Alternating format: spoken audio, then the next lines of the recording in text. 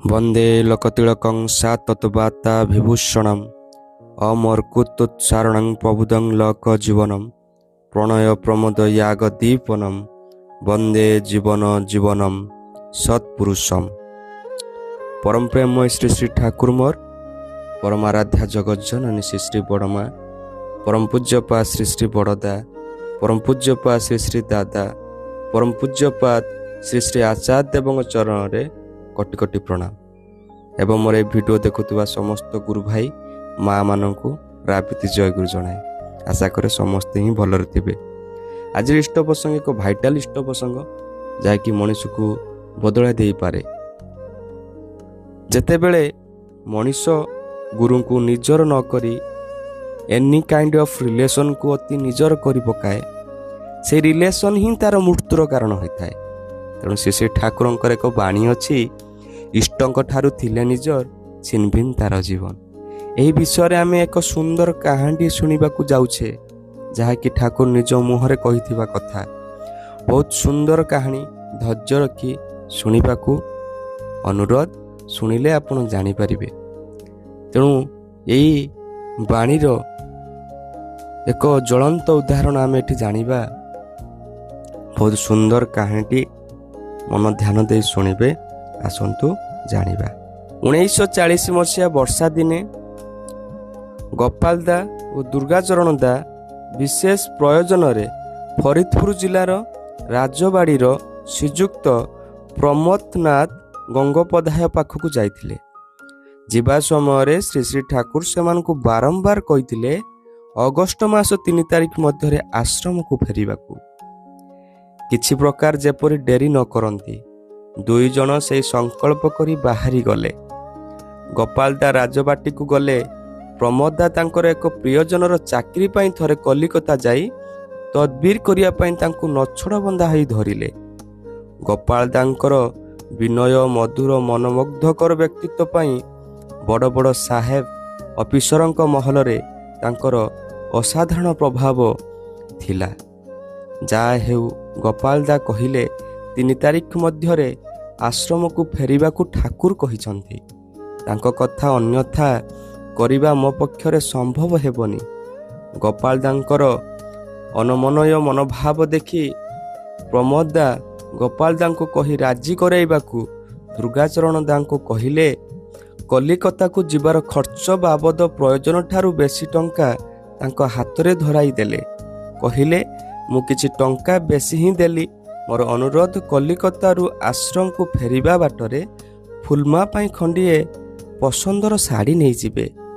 प्रमोद दा चतुर मनीष से जानिथिले काहाकू देई किपरि भाबरे काम कराइबाकू हुए।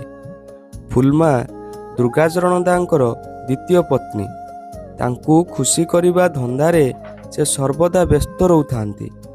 एई मक्षम औषध फल रे दुर्गाचरण दा गोपाल दां को प्रचंड याचना आरंभ करदेले।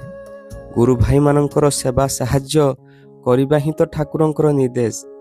आपणकर अमुक साहेब को कहिबा द्वारा जदि जने बेकारी युवकर चाकरी हुए ताहले मालिक अतिशय खुशी हेबे। आ आंबे माने तो कलिकता रे डेरी करिबु नाही। आपण साहेब को साथी रे साक्षात करिबा को जेते समय लागिबो आमे माने ता परर गाड़ी रे तो सीधा पावना बाहरिबु। गोपाल दा कहिले ठाकुरंकर आदेश को लंघन करिबा कोन भल हेबो। दुर्गाचरण दा कहिले गुरु भाई मानकर आपदरे विपदरे हृदय देई करिबा कथा तो ठाकुर सबु समय कहंती।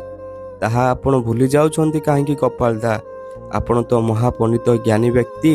आपण ठाकुरंक आदर्शर स्पिरिटटा बुझी चलिबे तो एथिरे देखिबे ठाकुर आपणक उपरे बेसी खुशी हेबे। अगत्ता गोपाल दा दुर्गादा एक साथी रे कलिकता रातिर गाड़ी रे बाहरी पड़िले। सेई दिन रातिर भोर रे माजदिया स्टेशन रे ट्रेन दुर्घटना रे गोपाल दा दुर्गादा आहुर अनेक जातिंकर मृत्यु हुए। एथिपाई श्री श्री ठाकुर एकाबले भांगी पड़िले। खाइबा शोइबा त्याग करी श्री श्री ठाकुर अविरत दिन राति उच्चस्वरे कांधी विलाप करबाकू लागिले। तांको गला बसीगला तथापि से अवस्था उच्च स्वर कांदी चली था। एपरि दुख करिवार शक्ति एकमात्र तांको ठारे ही संभव।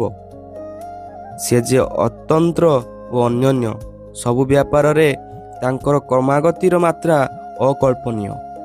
ମଣିଷ ଡାଇମେନସନ୍ ପାର କରି ଅନନ୍ତ ଲୋକରେ ହିଁ ତାଙ୍କର ନିତ୍ୟ ସ୍ଥିତି। ଆମେ କୋଟି କୋଟି ଲୋକ ତାଙ୍କ ପାଖକୁ ଆସିଛୁ, ମୁଁ ତ ସାମାନ୍ୟ। କିନ୍ତୁ ଶ୍ରୀ ଶ୍ରୀ ବଡ଼ମା, ମହାରାଜ, ବଡ଼ଦା, କେଷ୍ଟଦାଙ୍କ ପରି ମହାନ ମାନେ କେବଳ କହନ୍ତି ତାଙ୍କ ପାଦ ନଖର ଗୋଟିଏ କୋଣକୁ ଯୋଗ୍ୟ ହୋଇପାରିଲୁ ନାହିଁ। ପୁରୁଷୋତ୍ତମଙ୍କର କୃତି ଆଚରଣ ସେ ନ ବୁଝାଇଲେ ବୁଝେ କେଉଁ ଜନ। ଗୋପାଳ ଦା ଦୁର୍ଗାଜା ମରିଯିବା ପରେ ଆଶ୍ରମରେ ଗୁଞ୍ଜନ ଉଠିଲା। ଗୋପାଳ ଦାଙ୍କ ପରି ଭକ୍ତରାଜର ଏଇ ଭାବେ ଜୀବନ ଅବସାନ ଘଟିଲା କାହିଁକି? ଠାକୁର ଏହାକୁ କାହିଁକି ଅଟକାଇ କରିପାରିଲେ ନାହିଁ? ଠାକୁର ସେତେବେଳେ କହନ୍ତି, ଗୋପାଳ ଆଉ ଦୁର୍ଗାଚରଣ ଗଲେ ସେଇଟା ହିଁ ମଣିଷ ଦେଖିଛନ୍ତି। କେତେଜଣ ଯେ ଯମ ହାତରୁ ରକ୍ଷା ପାଇଯାଇଛନ୍ତି ତାହା ତ ଆଉ କେହି ଦେଖୁନାହାନ୍ତି। ସେ ଖବର ଜାଣନ୍ତି ଏକମାତ୍ର ପରମ ପିତା। ମୋତେ ହ୍ୟାଣ୍ଡେଲ ନଦେଲେ ମୁଁ କିଛି କରିପାରେ ନାହିଁ। ହ୍ୟାଣ୍ଡେଲ ହାତରେ ପାଇଲେ ସମସ୍ତଙ୍କ କୋଷ୍ଠୀ ଉଲଟ ପାଲଟ କରିଦେଇପାରେ। ନିର୍ବିଚାର ଭାବେ ଯେ ମୋ କଥା ମାନି ଚାଲେ ସେ ଲକ୍ଷେ ମୂର୍ଖ ହେଲେ ମଧ୍ୟ ମହାଜ୍ଞାନୀ। ଆଉ ନିଜ ବୁଦ୍ଧିରେ ଯିଏ ଚାଲେ ସେ ମହାଜ୍ଞାନୀ ହେଲେ ମଧ୍ୟ ବାସ୍ତବରେ ପାଗଳ ଓ ବୋକା।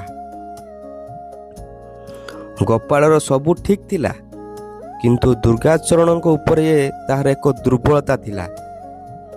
ତାହିଁ ତାର କାଳ ହୋଇଗଲା। ରନ୍ଧ୍ରଗତ ଶନି ପରି କାମ କଲା। ଠାକୁରଙ୍କ ଛଡ଼ା ଅନ୍ୟ କାହା ଉପରେ ତୀବ୍ର ନିଶା ରହିବା ହିଁ ଏକ ଅରିଷ୍ଟ ଲକ୍ଷଣ। ଜଣ ଜଣଙ୍କର ଗୋଟାଏ ଗୋଟିଏ ଦୁର୍ବଳତା ଅଛି, ତାହିଁ ତାକୁ ଅଜ୍ଞାତ ସାରରେ ସାବଟ କରିଦିଏ। ମୁଁ ଯିଏ କହିଛି ଇଷ୍ଟଙ୍କ ଠାରୁ ରହିଲେ ଆପନ ଛିନଭିନ୍ ତାର ଜୀବନ, ଏଇ ଏକବାର ଖୋଦାଙ୍କର ଦଲିଲ, ଯାହାକୁ କହନ୍ତି ବେଦ। ସୂକ୍ଷ୍ମ ବୋଧ ହିଁ ତ ଦେଖୁନାହୁଁ ପ୍ରଭୃତିର ଗାତରେ ପଡ଼ି କେତେ ନାମୀ ଦାମୀ ସାଧୁଗୁରୁ ପର୍ଯ୍ୟନ୍ତ ମନର ଘଣନାରେ ଘୁରି ବୁଲୁଛନ୍ତି। ବ୍ୟାପାର ଅତ୍ୟନ୍ତ କଠିନ। ସର୍ବଦା ସାବଧାନରେ ନ ରହିଲେ ମହାବିପଦ। ମୁଁ ଭୟ ପାଇ ପଚାରିଲି, ଉପାୟ କ'ଣ? ଶ୍ରୀ ଶ୍ରୀ ଠାକୁର କହିଲେ, ବକାଙ୍କ ପରି ସଦ୍ଗୁରୁଙ୍କୁ ମାନି ଚାଲିବା। ଯେଉଁମାନେ ସଦ୍ଗୁରୁଙ୍କ ଉପରେ ନିର୍ଭର ନ କରି ଚାହିଦାର ଥଳି ଖୋଲି ବସନ୍ତି ସେମାନେ ବିପଦରେ ପଡ଼ନ୍ତି। ଦୁର୍ଗାଚରଣ ମୋତେ ଭଲ ପାଉଥିଲା, କିନ୍ତୁ ତାହାର ସ୍ତ୍ରୀ ପ୍ରତି ପ୍ରଚୁର ଆସକ୍ତି ଥିଲା। ଇଷ୍ଟ ଅନୁରାଗକୁ ଚାପି ଦେଇ ଯେଉଁ ଟାଣ ଆମ୍ଭମାନଙ୍କୁ ଜୀବନର ପ୍ରବଳତର ହୁଏ, ସେହି ଟାଣ ହିଁ ଆମମାନଙ୍କୁ ପ୍ରତିନିତ ବିଧ୍ୱସ୍ତ କରେ। ଏପରିକି ଅକାଳ ମୃତ୍ୟୁର କାରଣ ବି ହୁଏ। ତଥାକଥିତ ଇଷ୍ଟ ନିଷ୍ଠାହୀନ ସଦଗୁଣ ମଧ୍ୟ ଗୋଟିଏ ଗୋଟିଏ ମୃତ୍ୟୁ ଦୂତ ବିଶେଷ। ଅନେକଙ୍କର କମ୍ପ୍ଲେକ୍ସ ଥାଏ, ତା ପଛରେ ଅନେକ ସମୟ ଲୋକହିତର ବାହାନାରେ ଆତ୍ମପ୍ରତିଷ୍ଠା ବା ଅମରତା ଲାଭର ଗୋପନ ବାସନା କ୍ରିୟା କରେ। ଏହାଦ୍ୱାରା ଆତ୍ମାର ବନ୍ଧନ ଦଶା ଘୁଞ୍ଚିଯାଏ ନାହିଁ। ବହୁ ଲୋକ ସ୍ୱାର୍ଥ ଲୋଭ ତ୍ୟାଗ କରିପାରନ୍ତି, କିନ୍ତୁ ଖୁବ୍ କମ୍ ଲୋକ ନାମଯଶର ଲୋଭ ତ୍ୟାଗ କରିପାରନ୍ତି। ଯିଏ ଜୀବନୁକ୍ତ ନୁହନ୍ତି ତାଙ୍କୁ ଯଦି କେହି ଗୁରୁ ବୋଲି ପୂଜା କରନ୍ତି, ସେଥିରେ ଗୁରୁ ଶିଷ୍ୟ ଉଭୟ ହିଁ ବଞ୍ଚିତ ହୁଅନ୍ତି। ଏଥିରେ ଗୁରୁଙ୍କର ପାପ ବେଶୀ ହୁଏ। ଧର୍ମ ରାଜ୍ୟରେ ଏତେ ଅନଧିକରି ଲୋକ ଗୁରୁଗିରି କରନ୍ତି ଯେ ତା ଫଳରେ ଦେଶର ଲୋକଙ୍କର ଦଫା ରଫା ହୋଇଯାଏ। ଯେଉଁଠି ସେଇଠୁ ଦୀକ୍ଷା ନେବା ଅପେକ୍ଷା ମାତୃଭକ୍ତି ପିତୃଭକ୍ତି ନେଇ ଭଗବାନଙ୍କର ସ୍ମରଣ ମନନ କରିବା ବହୁତ ଭଲ। ଅଭ୍ୟାସଟା ବଜାଇ ରଖିବା ପାଇଁ କୁଳଗୁରୁଙ୍କ ଠାରୁ ଦୀକ୍ଷା ନେବା ଚଳେ। କୁଳଗୁରୁଙ୍କର ଦୀକ୍ଷା ଦେଇ କହିବା ଉଚିତ, ସଦ୍ଗୁରୁଙ୍କର ସନ୍ଧାନରେ ରୁହ, ତାହା ଆଗ ପର୍ଯ୍ୟନ୍ତ ଏହିଟା କରିଯାଅ। ତେବେ ସଦ୍ଗୁରୁ ବା ପୁରୁଷୋତ୍ତମକୁ ପାଇ ମଧ୍ୟ ଯେଉଁମାନେ ଦୀକ୍ଷା ନ ନିଅନ୍ତି ସେମାନେ କିନ୍ତୁ ଠକି ଯାଆନ୍ତି। ସିଏ ତ ଆଉ ସବୁବେଳେ ଆସନ୍ତି ନାହିଁ। ପାଇ ମଧ୍ୟ ଛାଡ଼ିଦେବା ମାନେ ମନ ମାୟା କାଳ ପ୍ରଭୃତିର ଘଣାରେ ଆହୁରି ମଧ୍ୟ ଶତସହସ୍ର ଥର ଘୂରିବା। ସବୁଠାରୁ ବଡ଼ ସୌଭାଗ୍ୟ ତିନୋଟି: ମନୁଷ୍ୟ ଜନ୍ମ, ପ୍ରଭୃତି ଓ କାମନା ବାସନାର ହାତରୁ ରକ୍ଷା ପାଇବା ପାଇଁ ବ୍ୟାକୁଳତା, ଆଉ ହେଲା ସଦ୍ଗୁରୁଙ୍କ ଠାରେ ଆତ୍ମସମର୍ପଣ ଅର୍ଥାତ୍ ତାଙ୍କ ଦୀକ୍ଷାରେ ଦୀକ୍ଷିତ ହୋଇ ତାଙ୍କୁ ଅନୁସରଣ କରି ଚାଲିବା। ଏହା ହିଁ ଥିଲା ବହୁତ ବଡ଼ ଭାଇଟାଲ ପ୍ରସଙ୍ଗ। ଏଠି ଆମେ ଏଇଆ ହିଁ ଶିଖିଲେ, ଯେତେବେଳେ ଆମେ ଶ୍ରୀ ଶ୍ରୀ ଠାକୁରଙ୍କୁ କୁହନ୍ତି ବହୁତ ଭଲ ପାଆନ୍ତି, ତାଙ୍କ କଥା ମାନନ୍ତି, ଇଷ୍ଟବୃତ୍ତି କରନ୍ତି, କିନ୍ତୁ ତାଙ୍କଠୁ ଯଦି ଆମ ହୃଦୟ ସ୍ଥାନରେ କେହି ବା ଥାଆନ୍ତି, ତାହେଲେ ଏହି ନିଶା ଆମକୁ ମୃତ୍ୟୁର କାଳ ସାଜିବ ବା ମୃତ୍ୟୁର ଦୂତ ସାଜି ଆମ ପାଖରେ ଛିଡ଼ା ହେବ, କିଛି ସନ୍ଦେହ ନାହିଁ। ତେଣୁ ଶ୍ରୀ ଶ୍ରୀ ଠାକୁର ସେଥିପାଇଁ କହିଲେ କି ଆଗେ ତାଙ୍କୁ ଭଲ ପାଇବା ଶିଖ।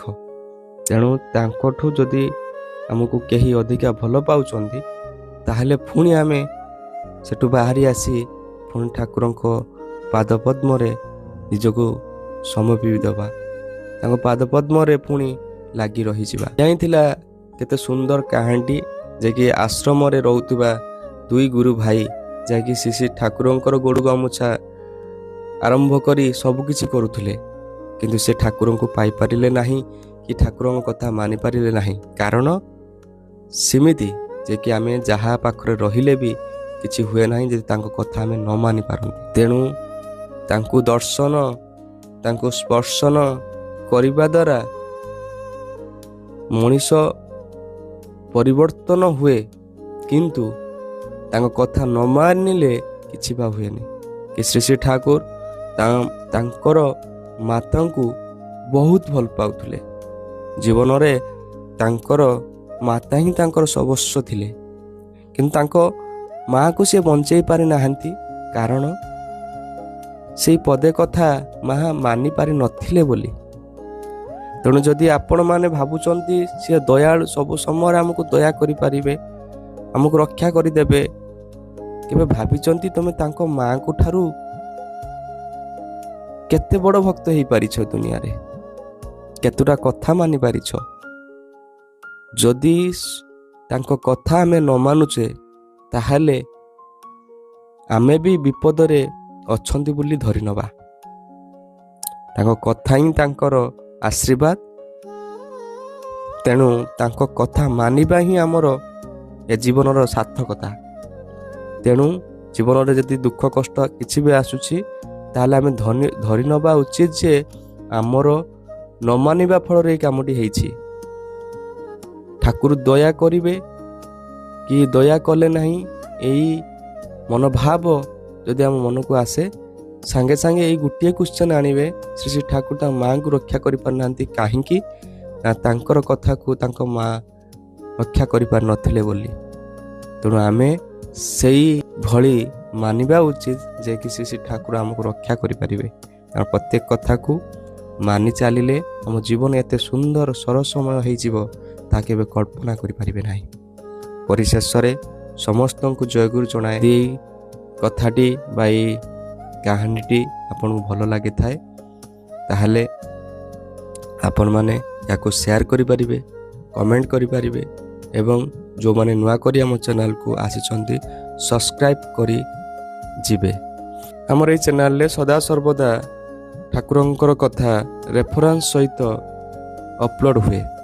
ପରିଶେଷରେ ସମସ୍ତଙ୍କୁ ଜୟଗୁରୁ, ବନ୍ଦେ ପୁରୁଷୋତ୍ତମ।